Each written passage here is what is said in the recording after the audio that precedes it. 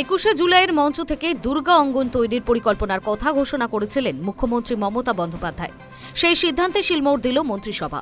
সোমবার নবান্নে মন্ত্রিসভার বৈঠকের পর জানা গিয়েছে রাজ্যের পর্যটন দফতর এবং হিডকো যৌথভাবে দুর্গা অঙ্গন তৈরি করবে। এদিন মন্ত্রী অরূপ বিশ্বাস জানান, ইউনেস্কো বাংলার দুর্গা পুজোকে হেরিটেজ তকমা দিয়েছে। তাকে সম্মান জানিয়ে মুখ্যমন্ত্রী দুর্গা অঙ্গন তৈরির কথা ঘোষণা করেন। তিনি আরও জানান, দুর্গা অঙ্গন তৈরির জন্য একটি ট্রাস্ট গঠন করা হবে। তবে ট্রাস্টের সদস্য কারা তা এখনও জানা যায়নি, পরে নাম জানানো হবে। দীঘার জগন্নাথ ধামের মতো দুর্গা অঙ্গনও একটি দর্শনীয় স্থান হবে বলেই আশা রাজ্য প্রশাসনের।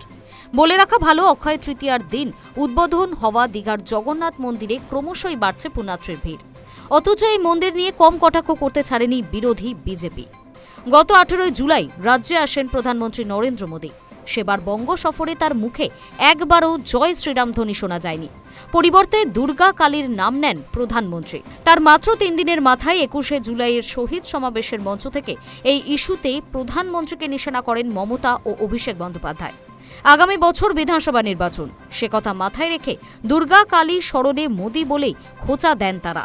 ওই দিনই মমতা বন্দ্যোপাধ্যায় মঞ্চ থেকে দুর্গা অঙ্গন তৈরির কথা ঘোষণা করেন।